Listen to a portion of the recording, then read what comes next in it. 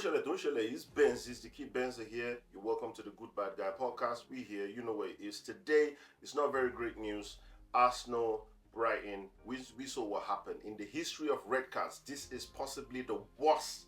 Top 5 worst red cards of all time. Trust me. Trust me. There's no debating. And when it comes to the worst red card from an Arsenal player, this has got to be, there's no top 2 or nothing. This is the one. This is the one. Nothing gets worse than this.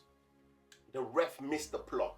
He missed it. That was abysmal. That was disgraceful. Like, I mean, how do you ruin a game of football? Is he being biased? Was he paid? I don't even know what's going on. Because that red card was so wild. How do you rob a team at the home game?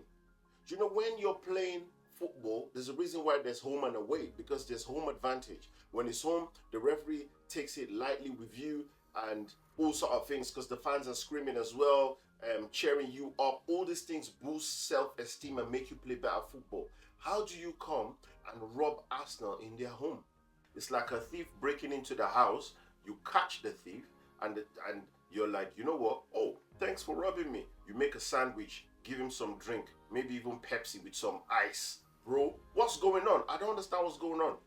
Because everybody can see it clearly. And Arsenal, why are you lot not protesting? Arteta, you need to get off the stand and protest. Make the ref go check the VAR. You can't make a critical decision like that without checking VAR, without consulting the other refs, the linesmen, whatever it is you guys do. I'm not a ref, so I don't know who you people talk to, but you've got to. This is getting out of hand. And season after season, we see this happen to Arsenal.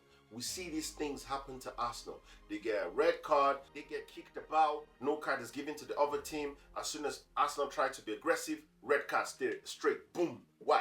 Why is that? Because you're used to Arsenal playing tiki-taka football, smooth, flowing football. So the moment the other team is trying to break Arsenal, because that's the only way to break Arsenal anyway, you have to be aggressive, you have to kick them, push them. If the ref is not really giving the fouls, the card and all of that, Arsenal needs to step up and play the same game, otherwise they'll lose. The moment Arsenal gets aggressive, cards start flying out. Why is that? Because you're not used to them playing aggressively.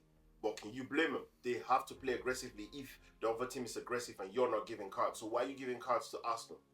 This needs to be inspected. I'm telling you, season after season, this happens. Go back and check all the seasons. Any team that's beat Arsenal, 9 out of 10 times is usually because you're more aggressive. Yeah, you're skillful or whatever, you play good football, but you add aggression to it. Otherwise, you're not beating Arsenal. And if Arsenal gets a bit aggressive, boom, yellow card, red card start flying out. And why is Declan Rice given a red card? He tapped the ball because he tried to slow the play. Do you see what I'm saying?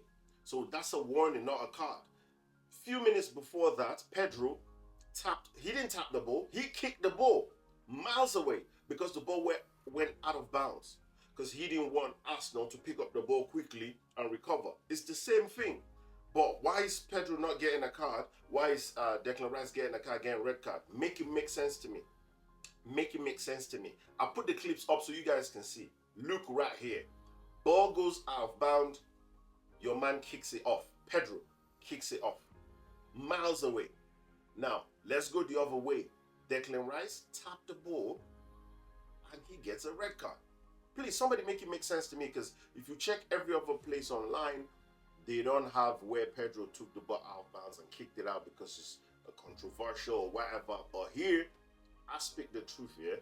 Evidence, everything is on there. I'm not here to try to manipulate or no. This is what happened. This is what I'm saying. Regardless of how you feel, I'm just here to speak the truth. But I mean, we're all tired of this. We see this happen season after season. So I don't know why anybody's surprised. So I'm not surprised. I'm just pissed that nobody's doing anything about it. And the sooner we do something about it, the better. Otherwise, we're gonna always be second on the table, or even worse, fourth.